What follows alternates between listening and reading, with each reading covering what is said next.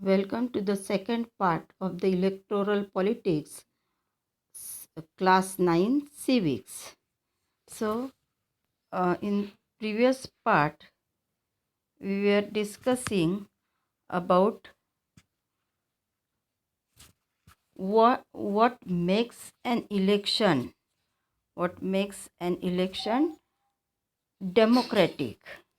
So, some provisions are there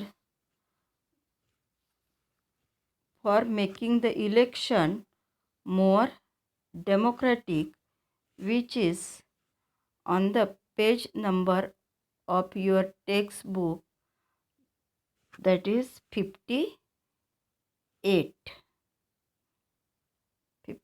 of your textbook.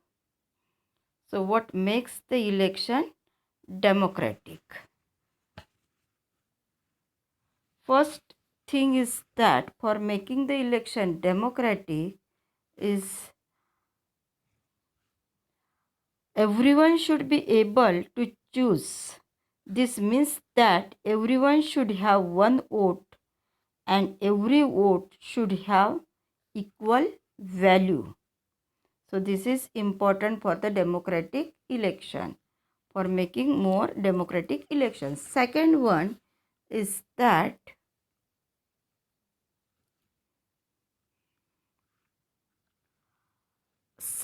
there should be something to choose from. Parties and candidates should be free to contest election and should offer some real choice to the voters. Second thing is that there should be real choice to the voters. Even we have seen this second or discussed in the previous part. Third one is the choice should be offered at regular interval. Election must be held regularly after every few years. And fourth one is that candidate performed by the people should get elected. Candidate prefer.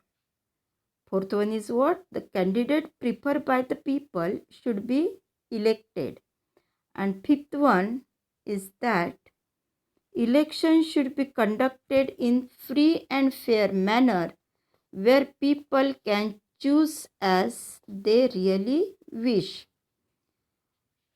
This might look like very simple and easy condition, but there are many countries where these are not fulfilled. In this chapter, we will apply this condition to the election held in our own country, to see if we can call this democratic election. Means we can apply these conditions for calling it democratic election. So first thing is this: is it good to have the political competition? Elections are thus all about the political competition. This competition takes various forms. The most obvious form is competition among the political parties. Competition that among the political parties. And at the constituencies level, it takes the form of competition among several candidates. If there is no competition, election will become pointless. यदि competition ही नहीं है तो election will be meaningless और pointless. But is it good to have the political competition? Yes, it is good. Clearly, an electoral competition has many demerits. There are demerits also for the electoral competition. It creates the sense of disunity because of in demerit it creates the sense of disunity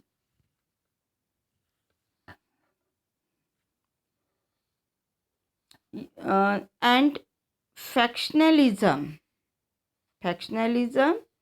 and sense of disunity in the locality. You could have heard of the people complaining of party politics in your locality.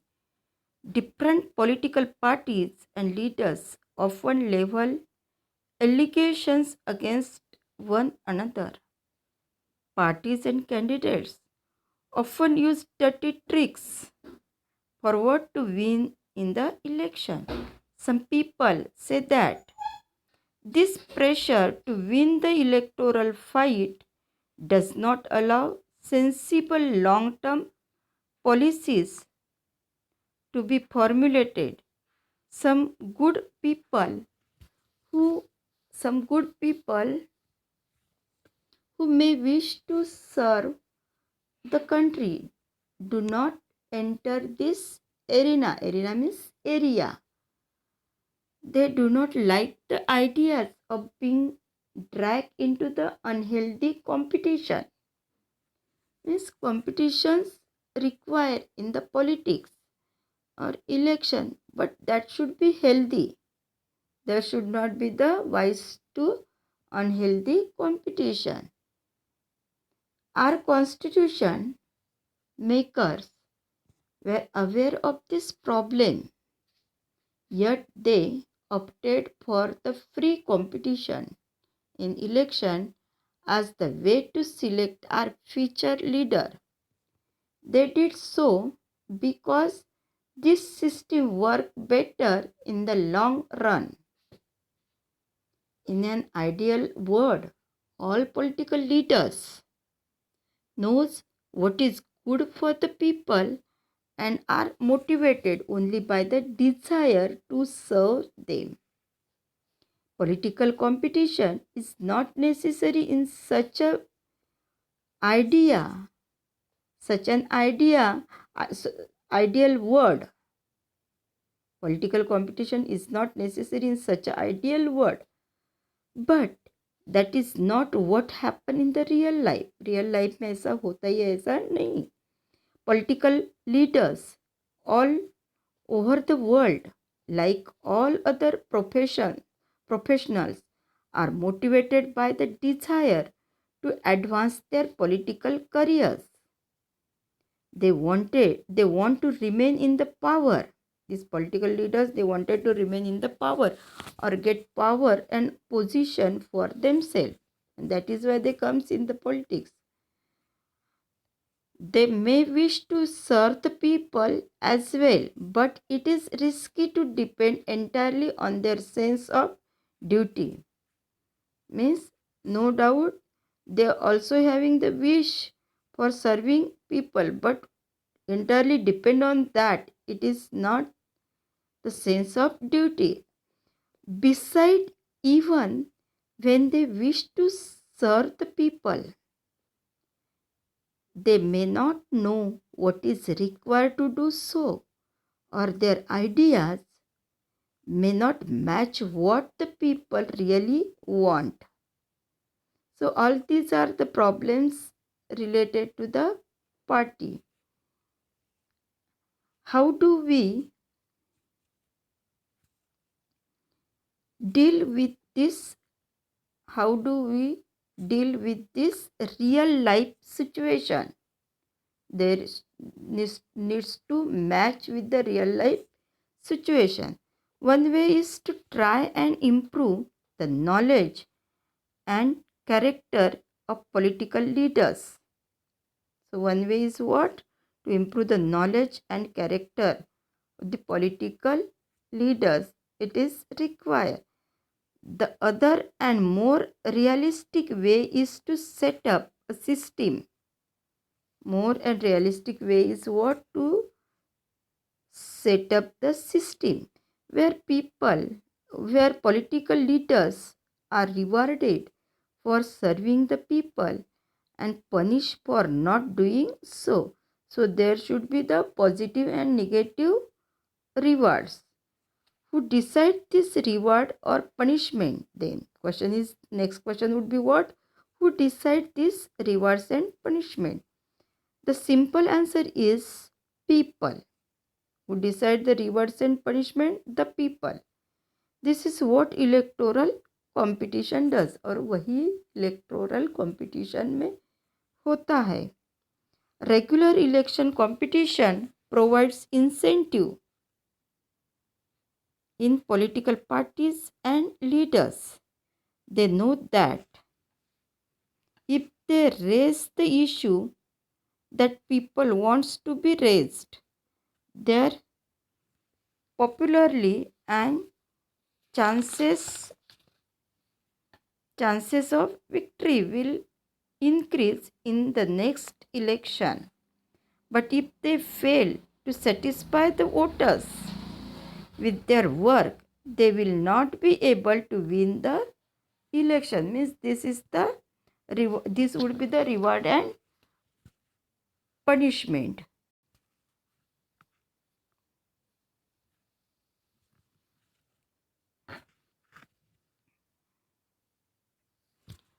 So if a political party is motivated only by desire to be in power, even then it will be forced to serve the people. This is bit like the way market work. Even if the shopkeeper is interested only in his profit, he forced to give good service to the customer. What is here? Even if the shopkeeper is interested only in his profit, if shopkeeper यदि profit में ही interested है, he is forced to give good services to the customer.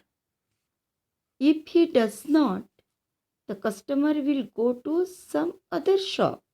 If satisfaction is most important of the customer, otherwise he will go to the next shop, other shop. Similarly, political competition may cause division and some ugliness, but it finally helps to force the political parties and leaders to serve the people. So all this about we have seen. Is it good to have political competition, and what would be the alternative? Then come to the 4.2, that is, what is our system of election? What is our system of election? Page number 6060. So, can we say that Indian elections are democratic? To answer this question, let us take a look at how elections are held in India. Lok Sabha and Vidhan Sabha assembly elections are held regularly after every 5 years. After 5 years, the term of all the elected representative comes to an end. Means their span it is of 5 years. The Lok Sabha and Vidhan Sabha stand dissolved. Elections are held in all constituencies at the same time, either on the same day or within a few days. This is called the general election. और at a time जो election होता है सभी constituency में, उसे क्या कहते हैं? That is called the general election. Sometimes election is held only for one constituency to fill the vacancies caused by the death or resignation of the members, and this is called which election? By election. So in this chapter, subchapters will focus on the general election. So in this subchapter we will focus on what? General election. So electoral constituency. Electoral constituency. You read about the people of Haryana electing 90 MLAs. You may have wondered how they did that. Did every person in Haryana vote for all the 90 MLAs? You perhaps know that this is not the case. In our country, we follow an area-based system of the representation. Area-based system, that is here constituency. The country is divided into different areas for the purpose of election. These areas are called what? Electoral constituencies. The voters who live in an area elect one representative.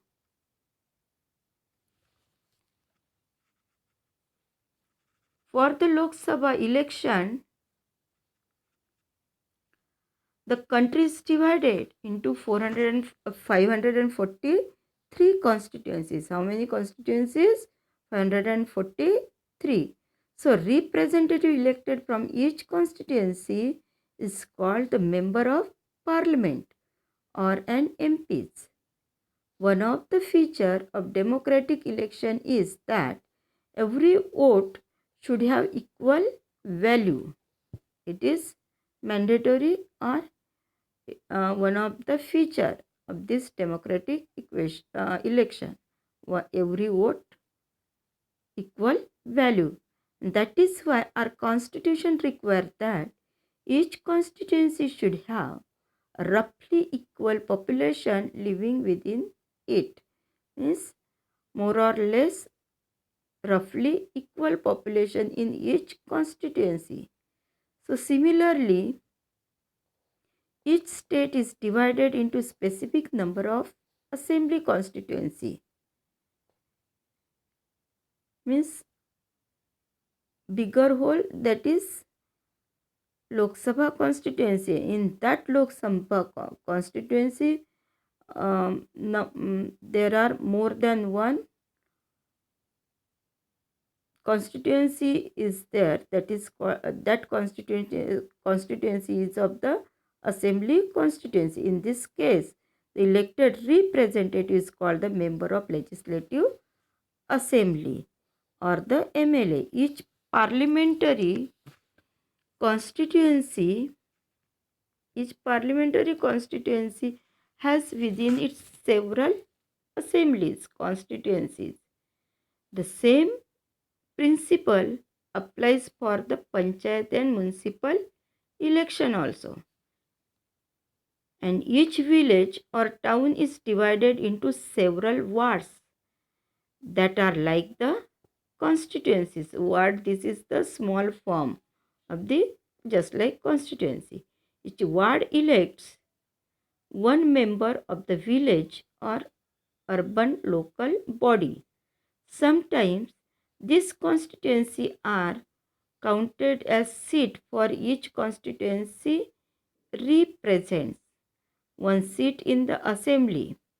When we say that Lok Dal owns 60 seats in the Haryana, 60 seats in the Haryana, it means that candidate of the Lok Dal own in 60 assembly constituencies in the state, and thus Lok Dal had 60 MLAs in the state assembly. Means there would be equal number of the MLAs or MPs as equal number of the constituency. If there are 60 constituency, then 60 members would be elected from that 60 constituencies of MLAs.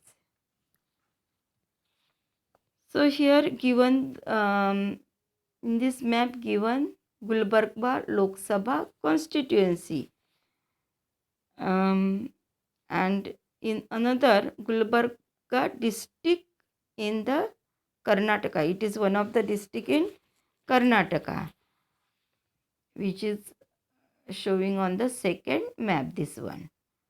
And this is the Gulbarga Lok Sabha constituency. And different here, red color indicate what? District boundaries. Red color indicate district boundaries, and black color it indicates what? Boundaries of the assembly constituency.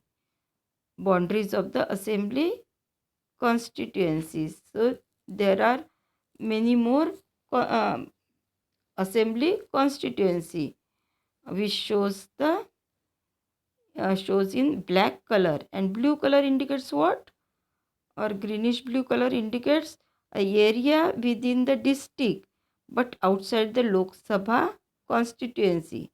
Means this one greenish color indicates the area within the district. That area is within the district. But what is different? But outside the Lok Sabha constituency, means this area it is not included in the Lok Sabha constituency. Only yellow color area it is in the Lok Sabha constituency. And yellow color Gulbarga Lok Sabha constituency. So all this is about the Lok Sabha constituency in Gulbarga, and this is the Gulbarga. It is one of the district in which state? That is Karnataka. Then page number 62. Page number 62, that is reserve constituency. Our constitution entitles every citizen to elect its representative and to be elected as representative. The constitution maker, however, were worried that in an open electoral competition, certain weaker section may not stand a good chance to get elected to the Lok Sabha and state legislative assembly. They may not have required resources, education, and contact to contest and win the election against others. Those who are influential and resourceful may prevent them from winning election. If that happens, our parliament and assemblies would be deprived of the voice of a voice or voice of the significant section of our population. That would make our democracy less representative and less democratic.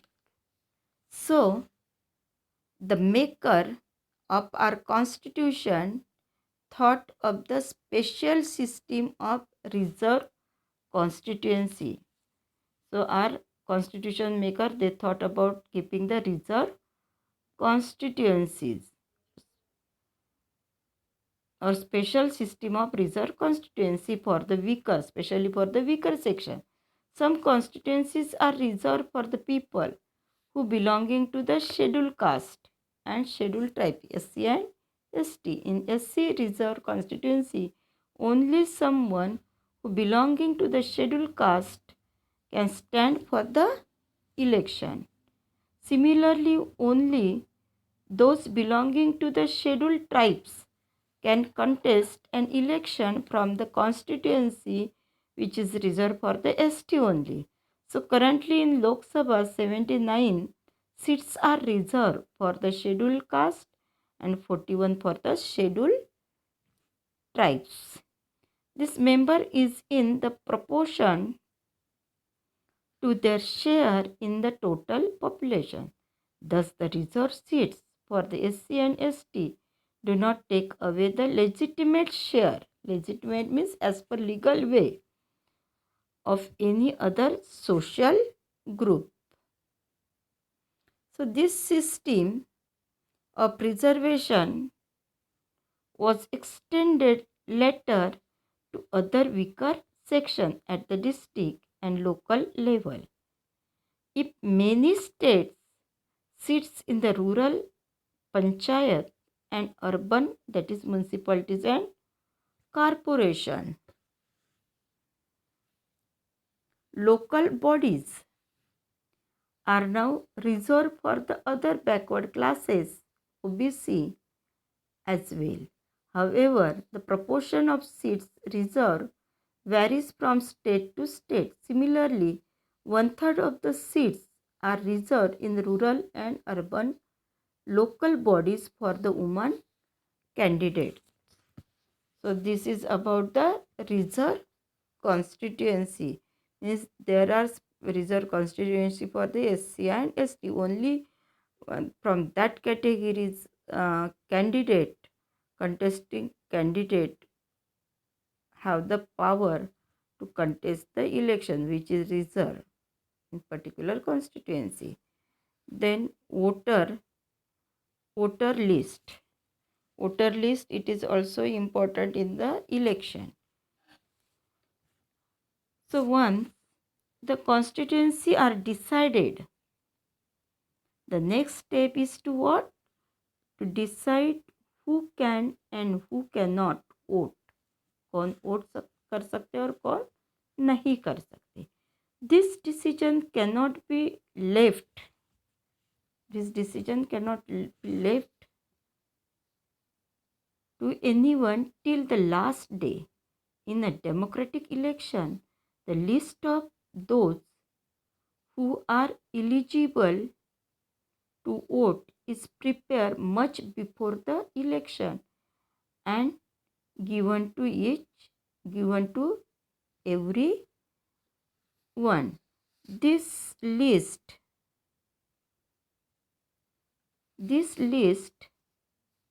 is officially called electoral list. What is officially called electoral list and is commonly known as voter list.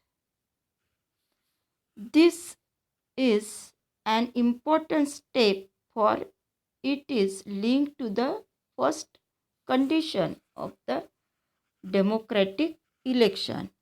Everyone should get an equal opportunity to choose representative. In chapter 1, we read about the principle of universal adult franchise. Those who are above 18 years, they get the voting right. That is called universal adult franchise. In practice, it means that everyone should have one vote and each vote should have the equal value. No one should be denied the right to vote without good reason. Different citizens differ from one another many ways. Some are rich and some are poor. Some are highly educated and some are not so educated or not educated at all. Some are kind, others are not kind. But all of them are human beings. Common thing is all they are human beings with their own needs and views. That is why all of them deserve to have an equal say in the decision of affect them. So in the country, all the citizens agreed 18 years and above can vote in an election. So every citizen has the right to vote regardless of his or her caste, religion or gender. Some criminals and persons who unsound mind who unsound mind be denial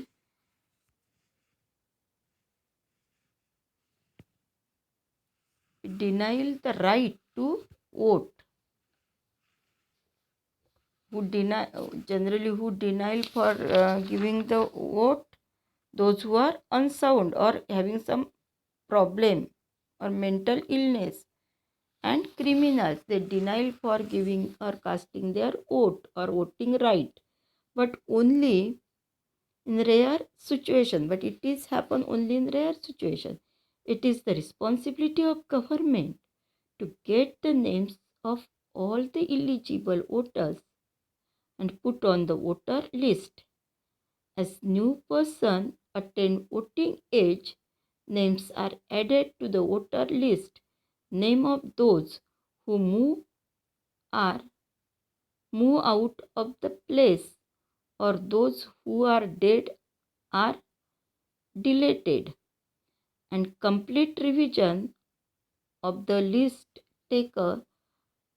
takes place every 5 years. Means revision is there for the voter list after every 5 years. This is done to ensure that, why it is done? To ensure that it remains up to date. In the last few years, new system of election, that is election photo identity card, that is in short EPIC, has been introduced. The government has tried to give this card to every person on the voter list. The voters are required to carry this card when they go out to vote, so that no one can vote for someone else. Means election, they allotted election cards and they have to carry while casting their vote. But the card is not yet compulsory for voting. For the voting, voters can show many other proofs of the identity. And which are these? Like ration card or driving license, PAN card. These are other proofs. The next title is that which we are going to discuss: nomination of the candidate. Nomination of the candidate. We noted above that in the democratic election, people should have the real choice. This happens only when there are almost no restrictions on anyone to contest an election. This is what our system provides. Anyone who can be voters can also become a candidate in election. The only difference is that in order to be candidate, the minimum age is 25 years, while it is only 18 years for being a voter. So this is the criteria about the age. There are some other restrictions on criminals, etc. But this apply in very extreme cases. Political parties nominate their candidate who get the party symbol and support. Party's nomination is often called party ticket. What is party ticket? That is nomination of the party. Every person who wishes to contest an election has to fill a nomination form and give some money as a security deposit. Recently, a new system of the declaration has been introduced on direction from the Supreme Court. Every candidate, as per this, every candidate has to make the legal declaration giving full detail. First one is serious criminal cases pending against the candidate. Second one, detail of the asset and liabilities of the candidate and his or her family. Means all information related to their property, asset and liabilities. They have to give the information to as per the guideline of the decided legal declaration, that is called here the legal declaration. Third one, education qualification of the candidate. Whatever real education is there, they have to mention. This information has to be made public, and all this is the information, it is available to the public for casting their vote. This provides the opportunity to the voters to make their decision on the basis of information provided by the candidate. It becomes easier to the voters. It becomes very easier for the voters for casting their votes, or provide the opportunity to the voters to make the decision on the basis of their information. Some voters gives weightage uh, to the education, or different criteria or different opinions in place of the voters they have. So information, it is available, availability of information uh, important to the voters. So education qualification for the candidate, it is one of the requirement.